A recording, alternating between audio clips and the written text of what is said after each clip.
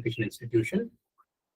So it's my privilege to connect with the distinguished group of academician, educator, and as educator, we stand defining moment in the higher education where traditional pedagogies meet fast emerging technology, and where it is expected that the learners are rapidly, evolving, because we are teaching to the young generation, which is we called it as a Gen Z nowadays, because they are much more technology driven than most of the faculty fraternity what we have here. So our responsibility today, far beyond delivering the content, then shaping the mindset, building competency, and of course preparing this young professional for uncertain yet opportunity filled future, because our concern is having the kids getting ready for the industry, so that we are looking at that the job oriented courses, whereas the kids would get immediately absorbed after the completion of the courses. And again, we need to be quite relevant when we are doing so. To expand this, I would like to give an example. Like, let's say we are offering a particular course, which is right now maybe BSA in computer science. Now, whatsoever we are teaching them, the teaching pedagogy or content, the syllabus, most importantly, at this moment, it might be relevant, because yes, every university, every college does have board of studies where they incorporate various industry minds, academician all together, and then compile the academic curriculum. But again, that goes for 3 years.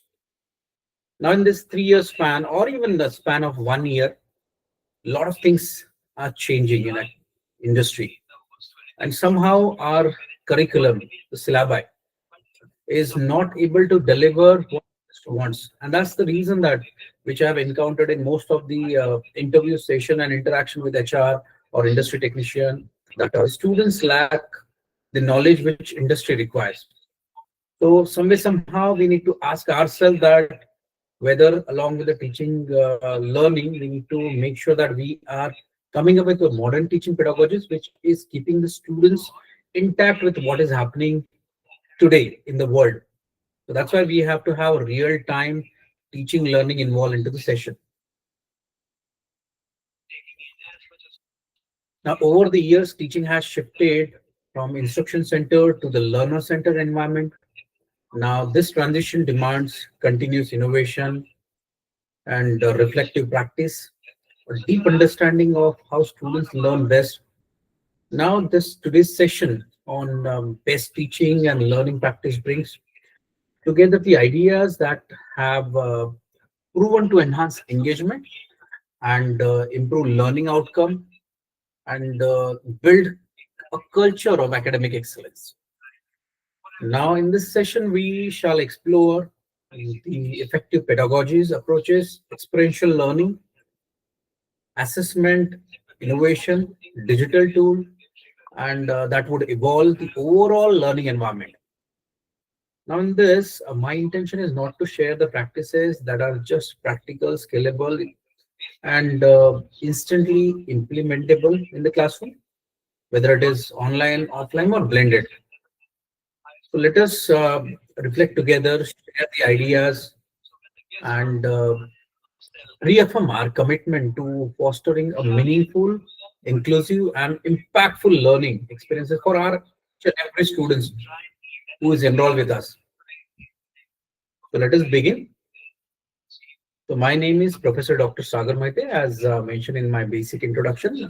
Presently, I'm serving as a program director at MIT World Peace University. Also, uh, have been part of various research journal as editorial board member. I'm also serving as a referee in various universities such as Savitribai Phule Pune University, Nagpur University, and MG University.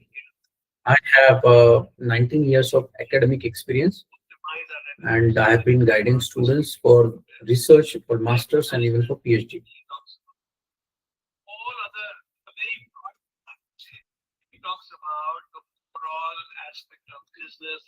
Now let's look at what is innovative teaching, as my topic is given as innovative teaching or the best teaching practices in academics, which would be relevant, which would be also keeping our crowd that students intact throughout the time. So now, before talking about the innovative teaching method, let us discuss about what are these innovative teaching. So I have a definition which is put up onto the screen. Now, innovative teaching is a collection of strategies that uses creative practice to improve the overall learning experience and performance of the students. It uses modern tools, technology, and approaches to make the education more engaging and effective. Now, the definition itself is self-explanatory. Now, this innovative teaching is a student-centric teaching that tries to achieve active participation from students. Now, these methods help students to develop critical thinking, problem-solving skill, and it uses intelligence technologies such as AI, digital tool, virtual reality, augmented reality. It is also true that the latest technology improve the learning process, but innovative teaching method do not always mean using modern technology, but it also means developing collaborative and interactive learning environment, meaning that having our existing teaching pedagogies, incorporating with the new one, and coming up with something that would suffice the need of the today's students. So as an educator, instead of only writing notes on the board or smart board or blackboard and giving general information, one should focus on making our interaction with students more engaging and fun. And also try to play with students' curiosity, because as we know that students have most of the knowledge available on their fingertips in their smartphones, right? So we as a teacher, we as a mentor, we need to be relatable, and students should feel that there is a need to go to the teachers, and that's the reason that we need to be more interactive and at the same time accommodating. So now let's look at this need for this innovative teaching method. Now we must have wondered, why do we require this innovative teaching method? Whereas all this while we've been following our teaching pedagogies which were there in the existence. And of course, I'm not saying that they are wrong. It's completely fine. In fact, I personally have learned those in my school, college, and everywhere. And some at some point, I've been also using that. I'm also using presently also. So there is nothing wrong about it. So there is, as I mentioned, that there is nothing wrong with the regular or traditional teaching practices. Now, let us break it down with the a smaller example. Now, suppose there are around 60 students, a batch, each with different social and academic background. Now, they are also different in learning style, such as visual, auditory learner. It would be very tough for us to provide quality teaching while fulfilling everyone's demand. Now, innovative teaching method can easily solve this kind of problem at some point, because having 60 kids in the class and giving the equal attention to each one of them may be sometime possible, may not be sometime possible, depending on the quantum of curriculum what we are dealing here. And of course, the mentality of the students also, as we have different segments in the students, kinesthetic, and list goes on. One can use the smart board to provide visual, audio based learning. Now, images, infographics, and videos will make the learning process highly engaging. Now, this one is the reason behind the need for innovative teaching method. On the other side, the business organization are interested in something other than the degree, but in the skill set candidate have, which I mentioned at the beginning of my session, that the industry is looking for the most updated knowledge and at the same time the most upgraded skill set. So skills like critical thinking, problem solving, collaboration have become almost mandatory for achieving the desired goal in this world. Now the problem is that traditional teaching method do not fulfill market's demand. It's a harsh truth, but at some point we might have to accept that. So one cannot help students to win the world by using just old teaching approaches. Please understand, I am not against the teaching method. When I'm saying that, it is using old teaching approaches and at the same time incorporating the innovative teaching which are there, which would be the need of today's world. As mentioned earlier, we are dealing with the students who is much smarter than we were before in our college time. So we need new and effective teaching method to ignite students' curiosity and of course shape their personality. And that is why we need innovative teaching method. So now let's look at it, the various innovative teaching method. What do we have and why do we require it?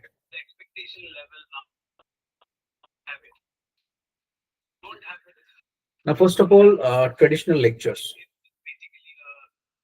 Now, along with me, all of you all must be able to agree that it does have lower attention span because having students looking at the blackboard and you're writing and then students taking the notes, sometimes dictating also, students may lose out the interest. So again, we have a less attention span, and that's how we have then students talking to each other. And again, we are losing onto the class because the class span goes from 45 to 60 minutes depending on the graduate or postgraduate. Then active models boost retention application. Now, why do we require it? Technology, because this would enable each and every students to participate in some way or the other. Now, in the old era, we used to follow the memory-based comparison. We used to ask students to remember each and everything. But now, gone are the days. It is not about just remembering and writing. It is much more than that. Now, learners expect interactive technology, supported classes. So then, henceforth, we have smart board coming into the scenario. We do have uh, teachers conducting lectures from somewhere else, whereas students are gathered in a different room. So that is also happening. So we will be also talking about the flipped classroom where these kind of a technologies or this kind of a pedagogies are more incorporated. Now we know that industry demands critical thinking, problem solving, and that's the reason that we need to have to inculcate the modern teaching. Now, a lot rote learning. Now, students have been coming to colleges, classes, and again, teachers are delivering in the same pattern, same pedagogies, delivering them the notes. Maybe now they have started using the Google Classroom and whatnot, similar kind of thing. But again, the real approach remains the same, old teaching pattern. So somehow we lose students on that.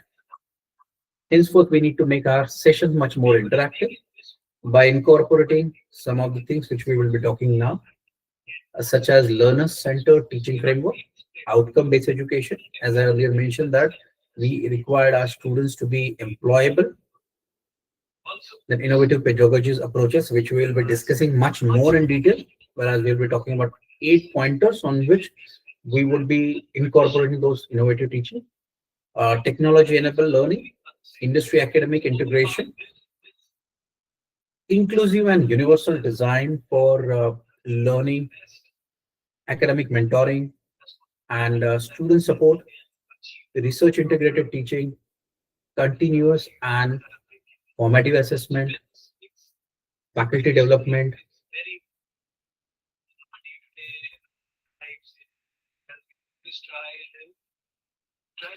Now, these are the various pointers which I have come up with today for innovative teaching methods. So we would be going and we would be talking about each and every pointers, how it would help our teaching and it would make much more effective.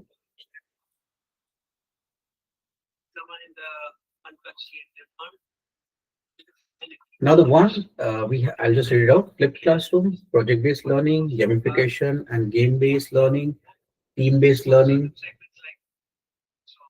then formative assessment, multi-model and inclusive design, micro-learning and space retrieval, and then augmented reality, virtual reality simulation, and experiential learning.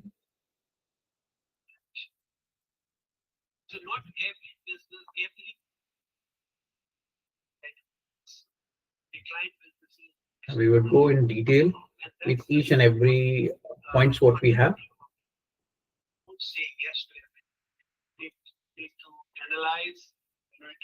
Before moving further, we need to think about one particular point: shift from teaching to learning. That is a learner-centric philosophy, and that we need to focus on our students' engagement, not just content delivery. Encourage the curiosity of the students, problem solving, and independent thinking. Then we have to think about creating learning outcome aligned with industry needs, which is much more relevant at this point, and then integrating the real life scenarios and case analysis. So we need to incorporate more case studies, project based learning in that. Like speaking about the example, replacing long lecture with short concept brief and having activities and reflection of the same, like what students would have acquired out of it, right? So this way we would be having participation from all the part of the class. So individual students would be able to incorporate with whatsoever we are planning for them. Then speaking about outcome-based education and curriculum alignment, now we need to define the clear program outcomes. That is PO, CO, learning outcomes. Then align teaching strategies and assessment to outcomes. Then we shall use the Bloom taxonomy to design cognitive progression. We have to ensure that the mapping between teaching, learning activities, and assessment, such as course outcomes, students will be able to design. I'm speaking in the hospitality uh, reference. So students will be able to design a menu considering a cost, market trend, and sustainability. So menu planning activities and then assessment would be the group project, reflective journals, meaning that students shall come up with the menu planning, and at the same time they should be able to justify each and every varieties whatsoever they have added or incorporate in the entire compilation. Now speaking about the flipped classroom, I'm sure most of us are already having this particular concept incorporated in our regular teaching. So now where the flipped classroom is all about a classroom model, students engagement, and with this instructional content, whereas lectures or videos or independently outside of the class, while class time is reserved for active learning activities, discussion, and problem solving. Now, this particular approach is kind of a personalized support and, of course, interaction between teachers, students during face-to-face session. Now, let's break it down. Now, before the class began, a day prior, we shall give them a video or a presentation to the students where students can undergo that particular presentation. He would, he or she would try to understand whatsoever it is, and whatsoever queries they have, they would write it down. So the next day when we have a class, that particular moment, students would interact with the teacher and practice applying those key concepts with the feedback, like certain things students must have not understood. So that particular pointers can be discussed out here. So in this, students is having more cognitive learning, right? And post the class, students can check their understanding and applying those concepts into the real world. Okay. So like to sum it up, we shall share the videos, PPTs, or reading before class. In fact, one can share own personal videos where one can shoot yourself, talk about the basic concept, share it with the students. Students should go through that particular videos, come up with the questions, and next day there would be interaction. Okay, so the class time what we have would be used for case studies, then group discussion, hands-on tasks, and reflection sessions. I'm sure this is little more to ask because the teacher would have to work little extra, and of course, all the teachers are working throughout the day. 24/7 they are working for their students, for their work to deliver the best or to understand the concept itself.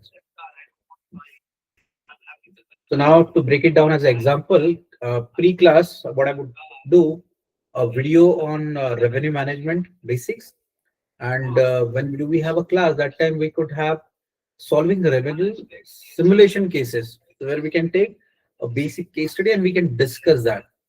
So that way, flip classroom concept would be much more beneficial for the students to understand each and everything what teacher would like to deliver. And again, with this, the best part is student would remember this rather than just reading or memorizing it. He would get familiarized with the concept. And that's what we are looking at. Students should not forget the concept and students should not just learn for the examination, right? That's what our main motto is all about.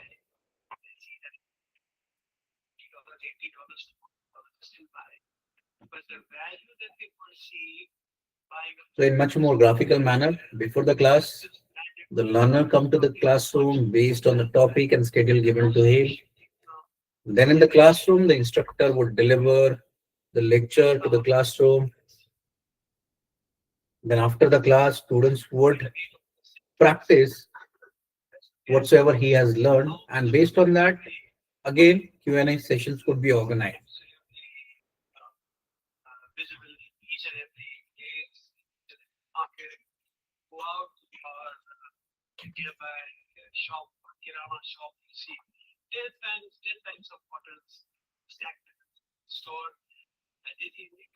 Now, the second one, what we have is project-based learning.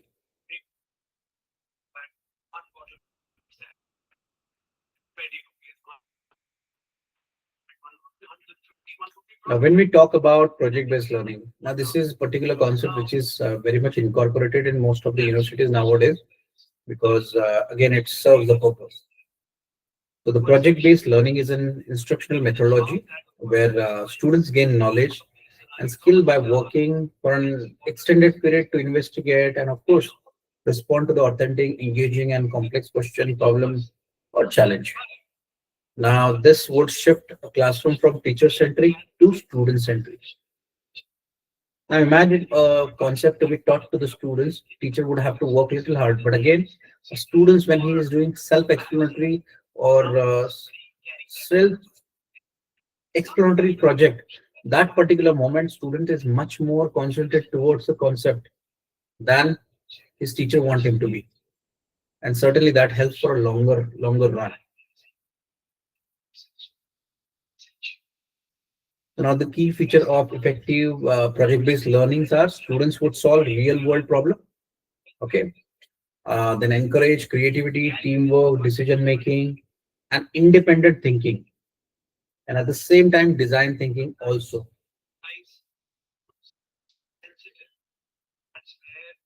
Now, this is ideal for hospitality, tourism, management domain, right? Even for that matter, IT also. There's a lot of problem solving can be done. It has a real world relevance, inquiry research driven, collaboration and leadership, multidisciplinary integration, and continuous reflection. For an example, speaking about collaboration and leadership, the students would have to go into the industry or maybe the social problem he has to look into and speak to the people, get their inputs so that collaboration would form. And certainly, while doing such exercise, students would develop leadership qualities among themselves. Then this student would learn a problem statement, then how to do research on that. He might create a prototype, a module perhaps, then presentation and reflection of all, meaning that what has been done so far, what the students would have learned, and how it can be incorporated in the real world. So, to speak about the example, planning a community-based tourism model for rural village. Then that student would do his basic research, create a module, and that way he can plan a community-based tourism module for promoting rural tourism or rural village activities for all the masses itself.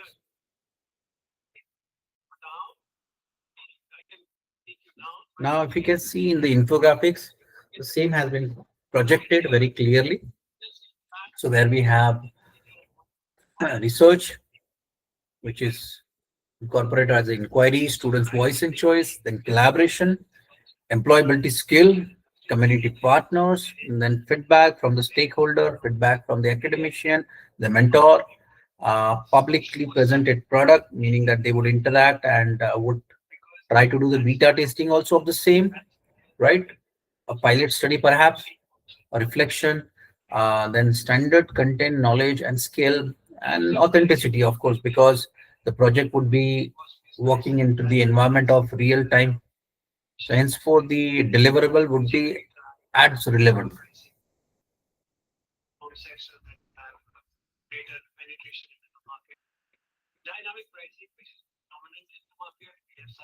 Moving further, we do have gamification and game-based learning. Now, these two are a bit different concept.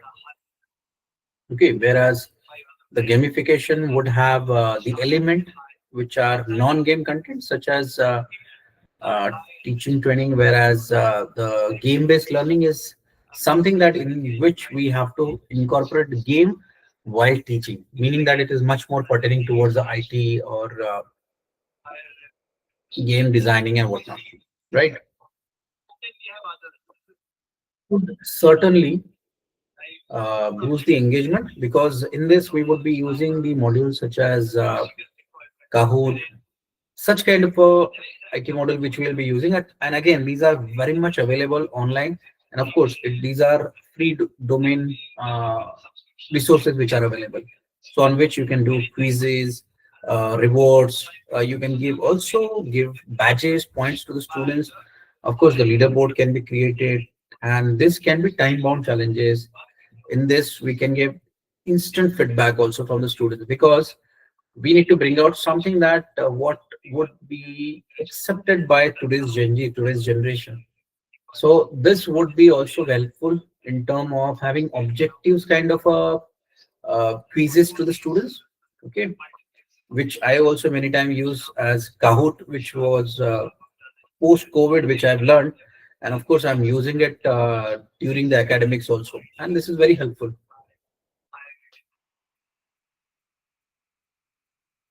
Now next is collaborative and peer learning modules.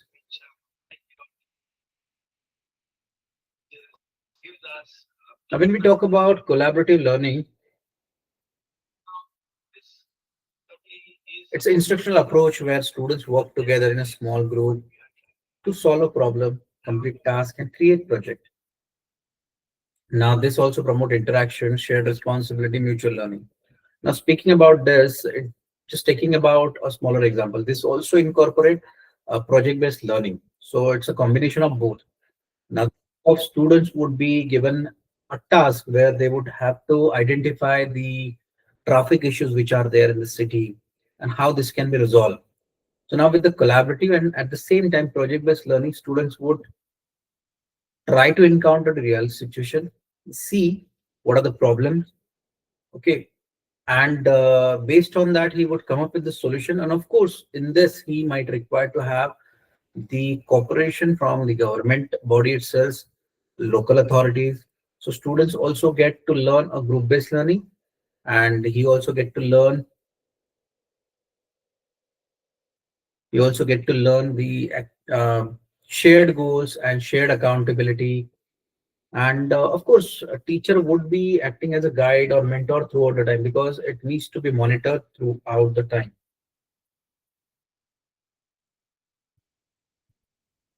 Now, whereas peer learning, now peer learning is learning from each other. That could be your students also, that could be your teacher also. Now, this could be your own classmate, this could be your senior, this could be a citizen of the city itself, right? So, peer learning is a method where students would learn from and teach each other, either formally or informally. Now, this would recognize the students as valuable teaching resources to another, where students would build confidence and, of course, communication skills. Students take active ownership of learning, then mentoring, feedback, and of course, students would be ready to face the real world because having it into the just into the classroom and teaching and delivering something would not give them the real-time experience. So certainly the collaborative and peer learning, and at the same time, project-based learning incorporation would help our students to build the confidence and also get the ownership of its learning.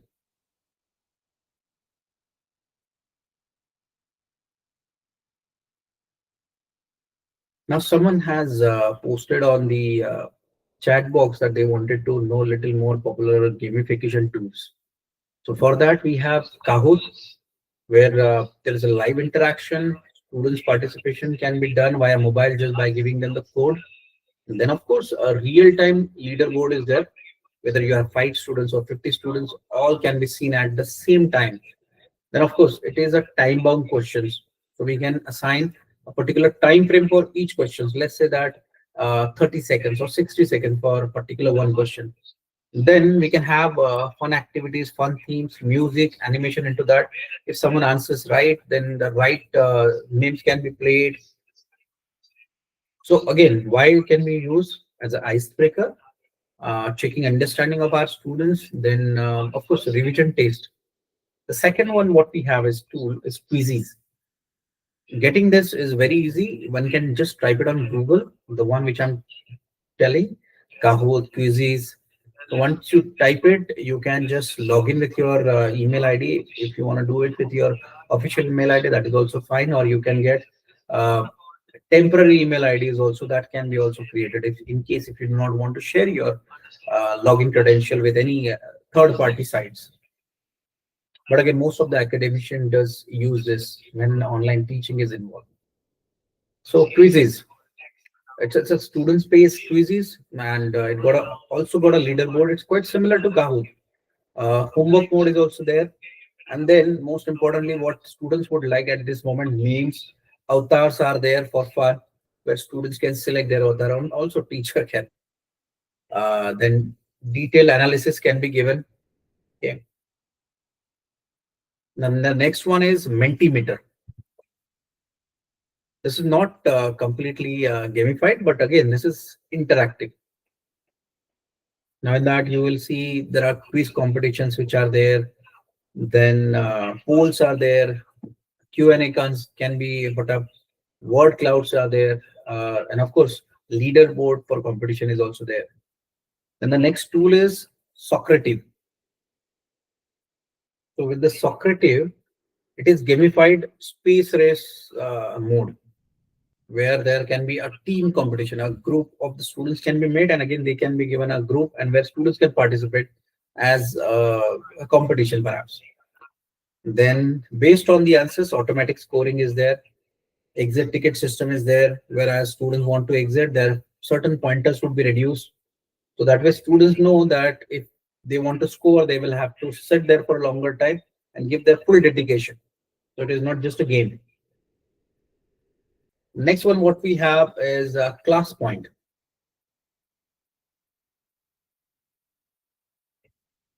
In this, the gamified teacher tool inside the PowerPoint, which has been provided. Of course, this has to be synced all together.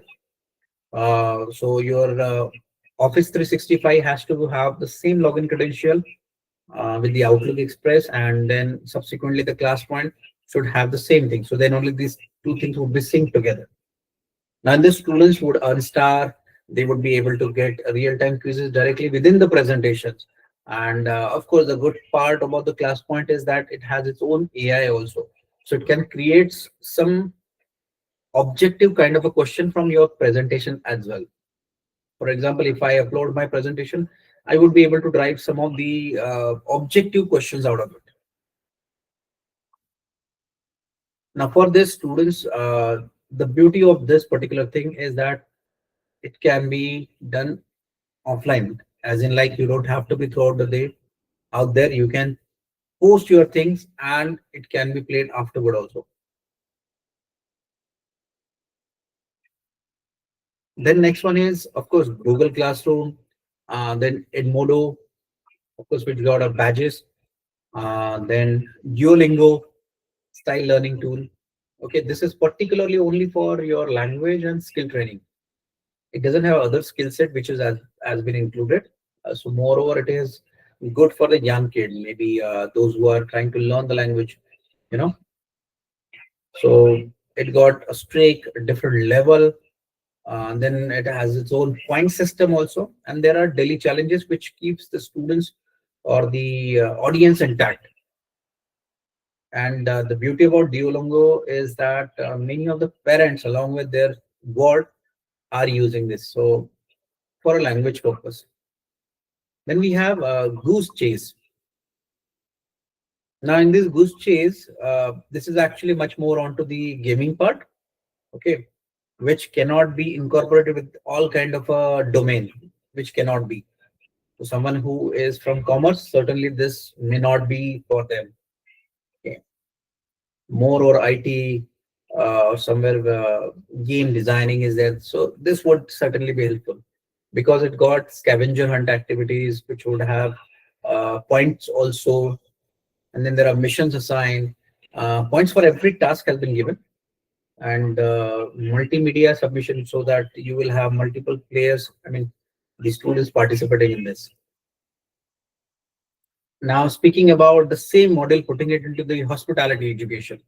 Okay, just for an example. So if I would use Kahoot, so I can create Kahoot quiz on wine, spirit, then points for correct order taking simulation, badge for masters of service style, then team competition based on, let's say, restaurant setup challenge or menu engineering.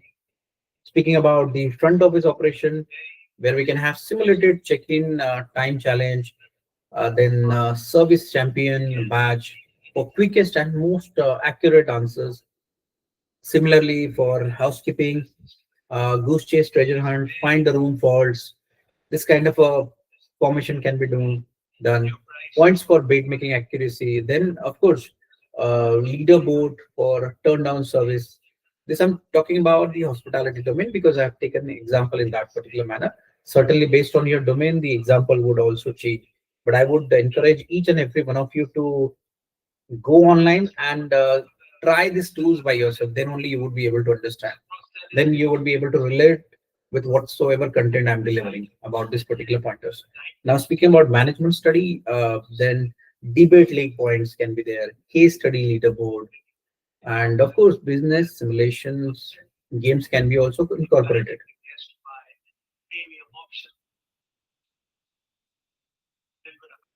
So now with this, we can have bingo card, topic-based bingo, spin the wheel, question prompt would be there. Then there would be race to five.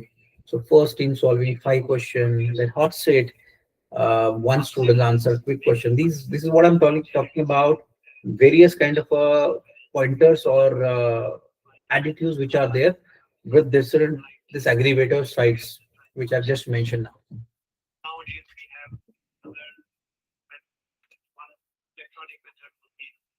So coming back to, I believe I must have answered the query which was posted on chat.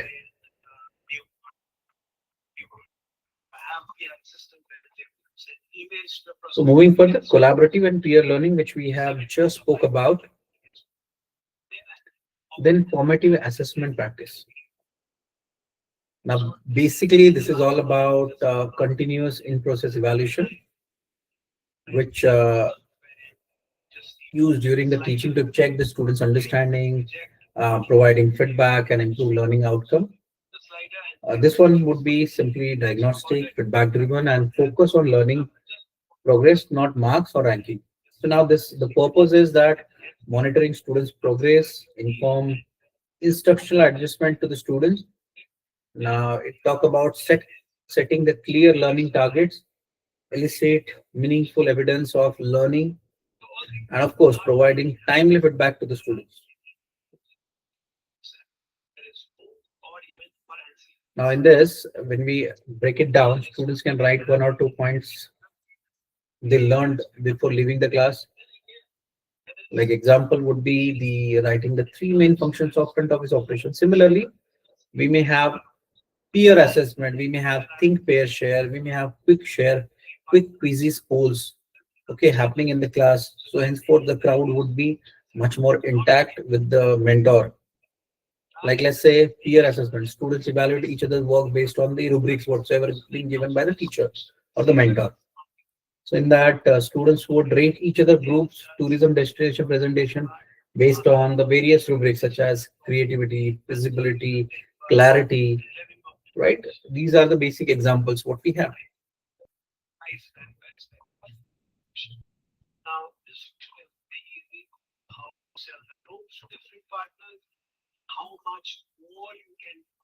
Now the next one what we have is inclusive and universal design for learning. Now before we get into the content, let's look at the picture which is there on the right hand side. Now where the individual person is saying that for a fair selection, everybody has to take the same examination. Please climb that tree. So we have the participant as monkey, birds, penguin, elephants, fish, dog, and the list goes on. Now this is quite funny because this is actually our education system. And unfortunately, we are still having the same because we cannot judge each and every student on the same parameter. Every child is special. Every child has a different way of learning. May not necessarily every kid would be able to understand what you are teaching on the blackboard. They might be able to understand unless until they put themselves into the shoe, they perform any activities, or they may take the notes, or they may write it by themselves, or they may listen to it, or they require virtual presentation because we have a different kind of a learners altogether. So we need to understand that we provide equal opportunity for every learner, respect for cultural, linguistic, and social economic diversity, supporting divergent need, that is academic, emotional, physical, and removing barriers to learning. Because in this, every learner is coming from different backgrounds. So to be the best mentor and incorporate the right teaching style, we might have to spend little time on our learner by understanding their background, where do they come from, what are they surrounded with, and who are their peers. Because based on that, we would be able to analyze the student's learning capacity. And based on that, certainly, we should be able to plan a module particularly for that case. Yes, at this moment, I'm asking a little more because, yes, if you have a class of 16, may not necessarily you would be in capacity to do the same for all.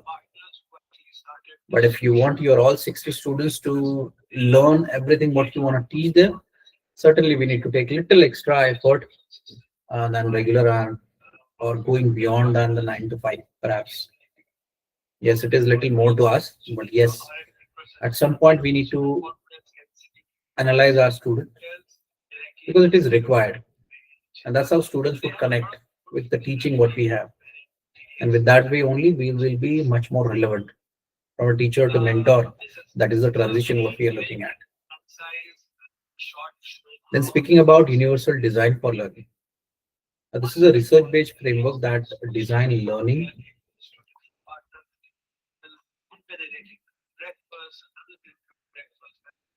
These are the basic experience which would offer various situation for the students that would allow multiple ways of representation and actions and expression of the students.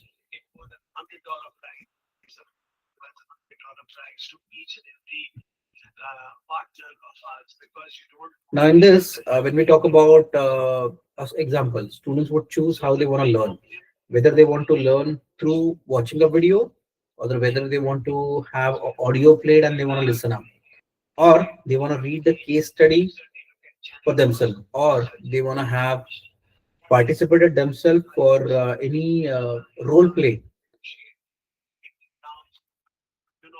right? So this way we can provide opportunity to students by giving different ways to the students. Now we do offer various MOOC courses to the students, and in that students have to sit and watch all the videos, and of course we need to make sure that students are learning or not. Now, because in this universal design for learning, we are talking about various okay, various pointers which are very much important. That why, the why of learning, that would be your engagement. Then what of learning, that is representation. And then how of learning, that would be the action and expression, which was mentioned as the third point.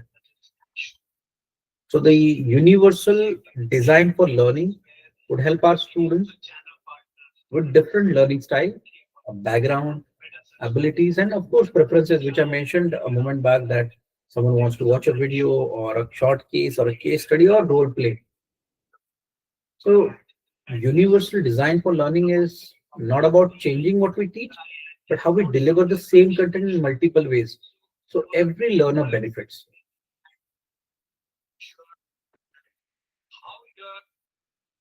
So our classroom can now include different learning paces, variety of language proficiency, of course, diverse background, which we just spoke about, different strength and interest, students with disability, neurodiverse learner. Okay, in that we have ADHD, autism, and maybe dyslexia. Digital native learning platform also or patterns can be incorporated. Of course, in this, while doing so, we might encounter some of the educational challenges also, because one side fits all teaching fails.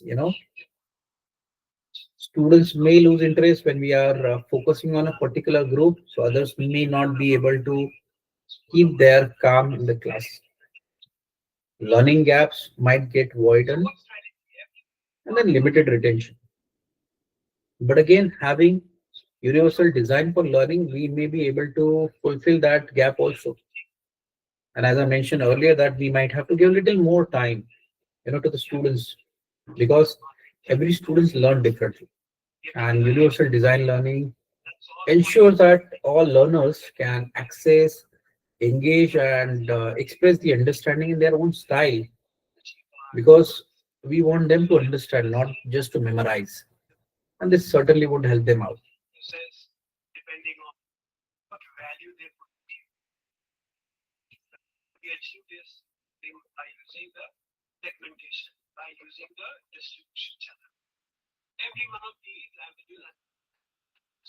Okay, next slide. What we have is team-based learning or peer instruction.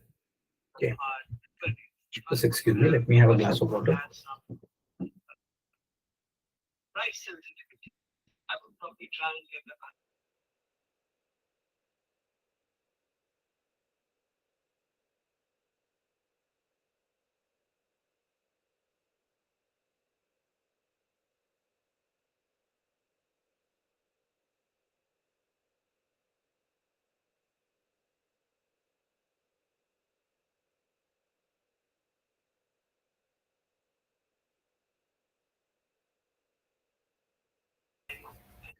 Yes, so it is a structured form of collaborative learning where students work in a permanent team to solve the problem, apply concept, and engage in decision making. Now, of course, this is a pre-class preparation which requires to have a readiness assurance test. This is a team-based learning. It's an active learning strategies where students work in a, as I mentioned, permanent structured group. Okay, to solve the problem, analyze cases, and apply concept. Now, the basic purpose of this is that students move away from lecture, get into the real world, real-time experience, then promote cooperation, improve problem solving among the students, then enhance deeper understanding about that particular concept. So team-based learning transform classroom into dynamic, decision and discussion-driven environment where each students will be able to learn with and from each other. That's the beauty of this team-based learning. So the group would be able to teach each other. And now this brings out a lot of benefit as such as higher student engagement, deep learning, then build leadership skill among themselves, improves communications and teamwork, encourage accountability for their task and for their team. This is actually ideal for professional courses such as management driven, hospitality, event management, such courses. So students retain more when they discuss, debate, and collaborate. So now, while doing so, there are four essential elements which one need to understand while putting up the students in various segment of the same, like team formation. That has to be diverse, teacher assigned, and stable group. Second is readiness assurance process. In that, students' preparation has to be first of all checked by the mentor. Then only they need to be put up into the real world. Otherwise, what happens when students do face the reality, they do not react properly. It may bring them out or it may close them forever, right? So that's why the mentor role also plays a vital role in this. Then application focused task,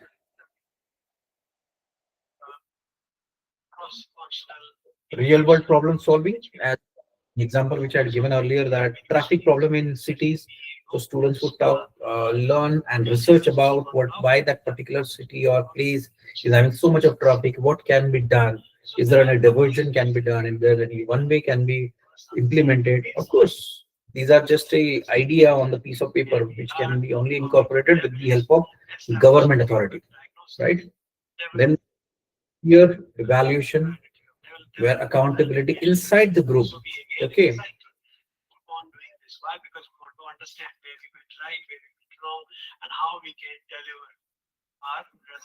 Moving further, peer instruction. Now, what is this peer instruction? Peer instruction is a student-centered teaching strategy where learner teach and explain the concept to each other, develop deeper conceptual understanding. Okay, this was created by Eric Mazur from Harvard University. So in peer instruction, students become teacher and learning becomes community efforts, meaning that the students would not only just, we would not call it as just teaching, but they would interact with their classmates and try to bring out the knowledge among each other. Now this uses active learning, then it fixes misconceptions, promote articulation of various ideas which students have.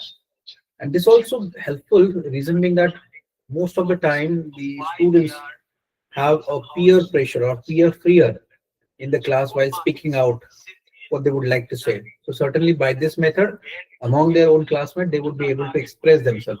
And this would improve the confidence among the kids. This would also bring out the complex concept in a similar and simpler understanding. Now, this would enhance critical thinking among the students because students learn better when explaining to peers than listening to lectures. And this is a very proven fact.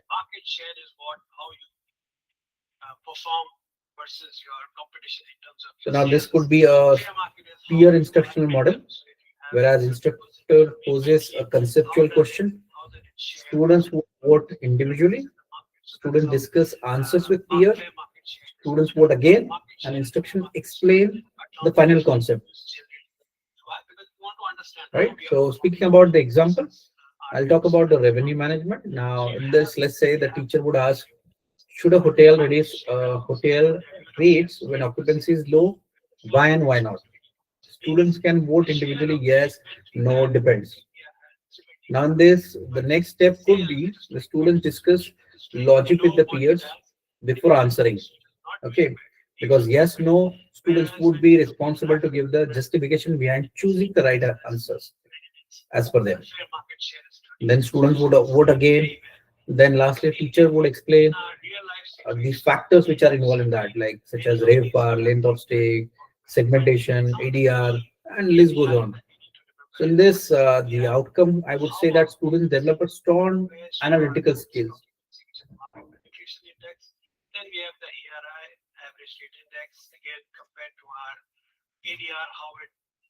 Now, even this, for peer instruction, we may be able to use the tools which we have discussed earlier, such as Kahoot, Mentimeter, Google Forms, Padlet.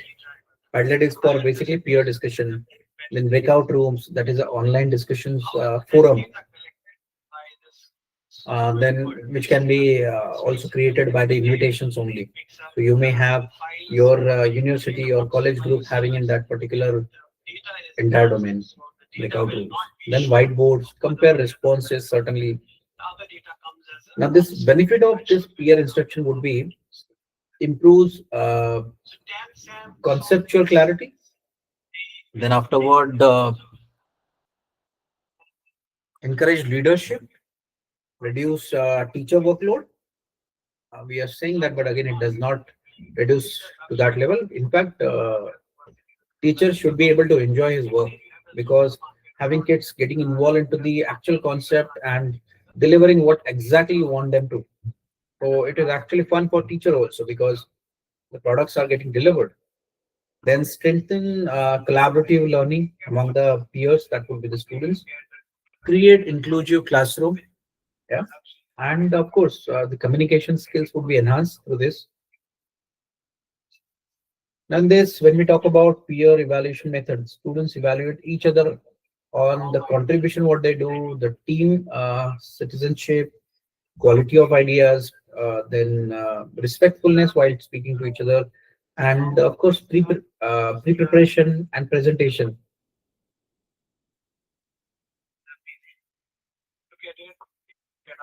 So just to sum it up, the team-based learning and peer instruction, whereas team-based learning is group focus, problem solving, long-term teamwork, applied task, of course. Whereas peer instruction is individual and group learning. Brings out the conceptual clarity, then short burst of discussion and concept reasoning also, right? So the powerful blended pedagogy that creates a deeper learning. I would say that. Let's move further. The pointers which I mentioned just now is pre-class preparation, individual readiness, then team readiness, assurance days, immediate feedback, technical problem solving, and closing of the entire thing. I would move further because I believe that we are running out of the time, right? So the next one is multi-model or inclusive design. Now this is basically where we need to give the vision to the entire class, whereas multiple modes of communication to deliver the content so that our learner can engage with information in different forms, such as visual, in that we can have images, chart, video, infographics, then oral, in that audio recording, discussion, podcast, of course, where students can acquire things out of it, such as this would be very much beneficial for the students of film and art, where they can go through a podcast or a discussion or a virtual recording, and through that they would have their learning, right? Like cinematography and the pointers related to that.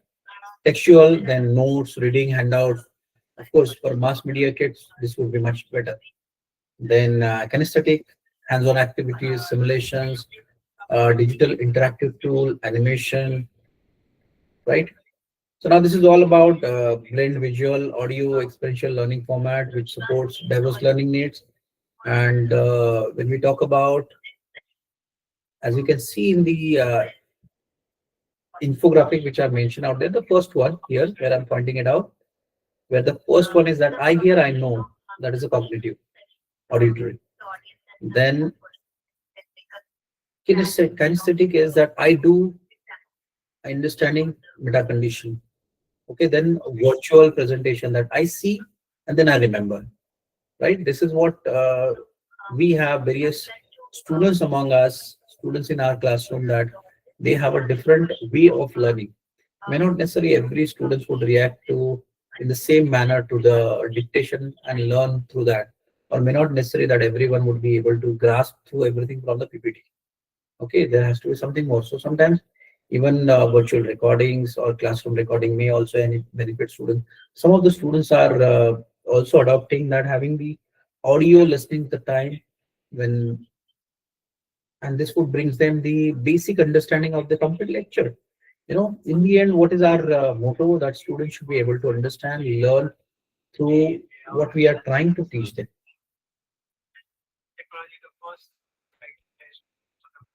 Moving further, micro learning, and space retrieval. Now, in this, the benefit, okay, designing space repetition. Now, what we do in this, when we look at this particular image, okay, before moving into the theory, the micro learning content is shared, meaning that just like a flipped classroom, we would share our content with the students. The next step would be recall. The learner would go through quizzes to remember the content, meaning that we might use the tools such as Kahoot or Mentoring, whereas we would be giving the quizzes to the students so that they, if they remember something, they should be able to answer that. If not, that is also fine. If they answer, then nothing like that. That's a cherry on a cake. Then the next step, that would be third step, repeat, meaning that making that content as a part of a long-term memory by repeating in the class. See, the student is going through that content third time. That first one would be shared by the teacher, so he is going through that. Second is where we are doing quizzes. Third is that we are repeating the entire content for them, maybe breaking up into the small skills so that it becomes their short-term memory and it stays with them for a while. But again, with our repetition, it turns into the long-term memory. It is not only for the examination.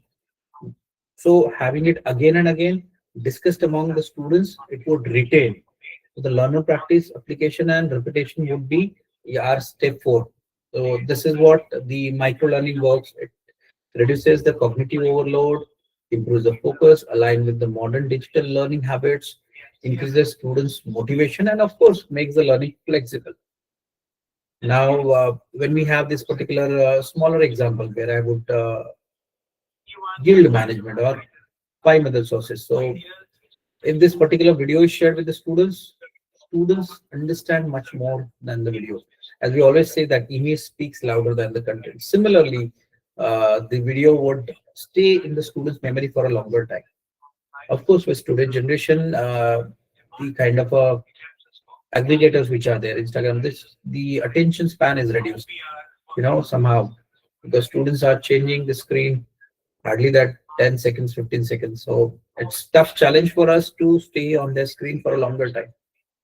Then infographic summary, one page visual summary, types of FMB service or different generation of computers. Likewise, creating with the help of tools such as Canva, or even there are a lot of AI tools also which would help any kind of a mentor to put that into the right pictorial form. So students would be referring that time and time again. Then flashcard. Now in this hotel room categories, culinary terms, these are something that we which we can have in the classroom discussing with the students, and of course this would bring out the memory, and also this would also help them to retain the knowledge what has been shared with the students for or in their class. Now talking about space retrieval.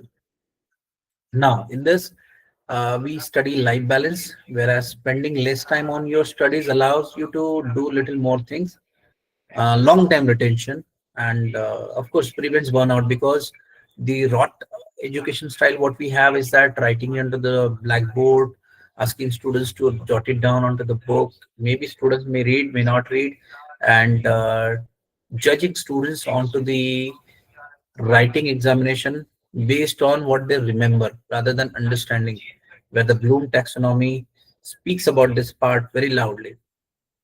And again, in this, we would rather design it tailored to our students' need.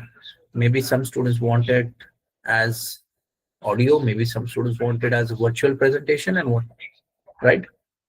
So even for that matter, we can record our presentation, not maybe not necessarily in the classroom, but again, maybe on our laptop where we explain that and share it with the students. So this particular virtual presentation stays with the students for a longer time, and again that would help him to regain the knowledge as and when required. And of course with the digitized tool what I've spoken about earlier, Kahoot and Menti, we would be able to do the assessment for the students. And again, of course, these are the shorter assessment. These are just for judging their knowledge. Of course, every education institution has their own ERP examination system to evaluate the students on a different scale.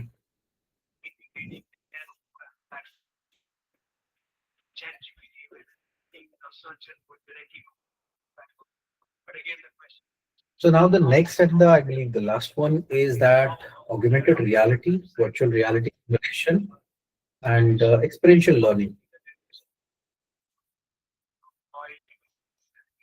Now in this, the simulations are actually is going to create a real life scenario. Of course, that has to be controlled and in the safe environment so that students can practice these skills and make some decision. Like this would be very much used into the aviation industry, right?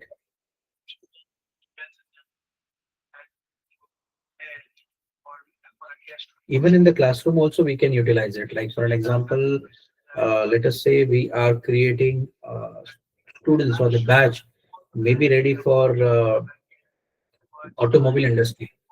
Okay, or maybe students have to create the engine, or maybe even into the world of medicine where they require to do the operations or whatnot. So a complete augmented reality can be provided as seen into this particular image, all three images. What is happening out here? Here we have particular students who is able to see and perform certain things. Similarly, out here also. Okay, students is able to see the brain and subsequently he is able to detect, of course, with the help of AI. Similarly, we can not only it is only for learning, but again it can be and it is very much used into the travel agency sector also, like having the virtual reality, augmented reality for the customer, where they would be able to see the complete room by having this augmented reality as well as virtual reality. So the complete virtual hotel front office staff where students can even learn the check-in procedure having with the virtual guest. Okay, so the simulation would be a realistic scenario-based digital or of course physical model to practice skill without real life skill, right? Like fire safety simulation, front office reservation system. So this immersive technologies allow students to learn by experiencing instead of just listening or reading. Now, moreover, even for the Formula One also races, each and every driver who is performing that has to go through this simulation, right? He has to follow this virtual reality, augmented reality simulation based module. So where he would judge his turns, where he would judge where the speed has to be controlled. So based on this, a real time scenario can be also detected. That's the benefit. And speaking about more benefit, it is highly engaging, realistic. It is providing safe environment to practice mistakes because certainly we would be doing it again and again. So this would boost confidence among the students, also create a lot of interest among the kids. Okay, and makes abstract concept much more easier. Like what this kid is doing, the concept is getting much more easier by looking at the brain in person.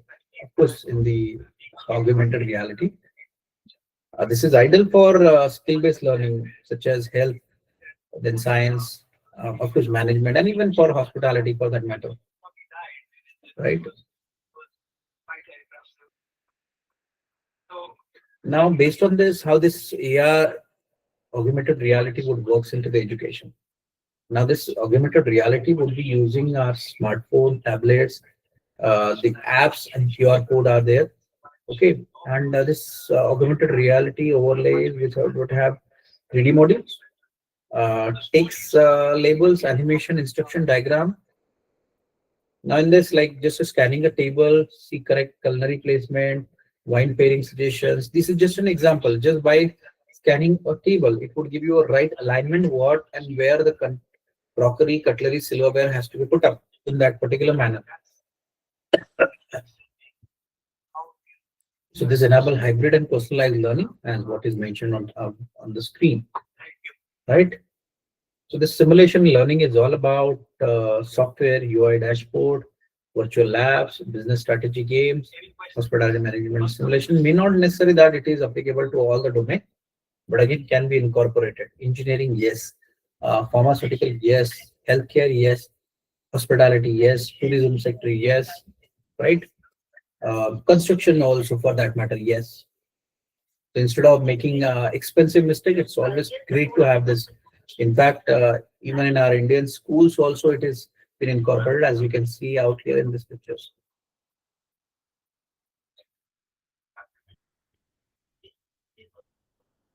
Now, giving about this particular example, like let's say event management. So virtual event revenue walkthrough can be given to the guest, right?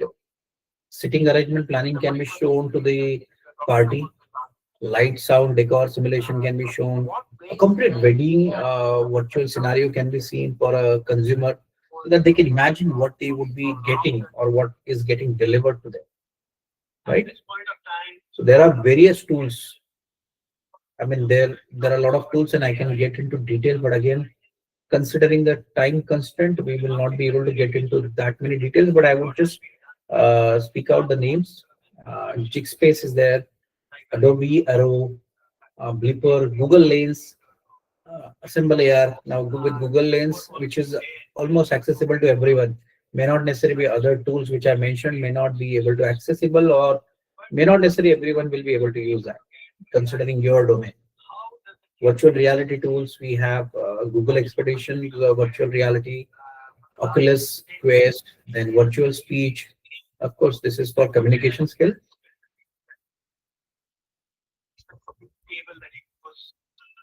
So now this is how this particular tools would help out the students and even for that matter teacher, right? So we can have metaverse based classroom. This is I'm talking about the future trend about augmented reality and virtual reality. So where virtual internship can be done, AI driven simulation, remote practical skill assessment, immersive hospitality, training labs, you know. So to sum it up, AR or VR is not about just a technology. It's not about creating meaningful, safe and immersive learning experience. So students learn better when they feel that they are learning, not just by listening to it, right?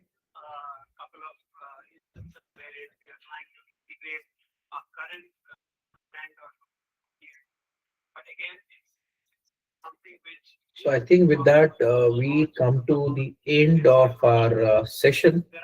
That is 7 days national level FDP on innovative teaching and learning in higher education. And with my topic was the modern teaching practices in teaching and learning. In case if there are any questions are there, please drop it into the chat box. I will be more than happy to answer them.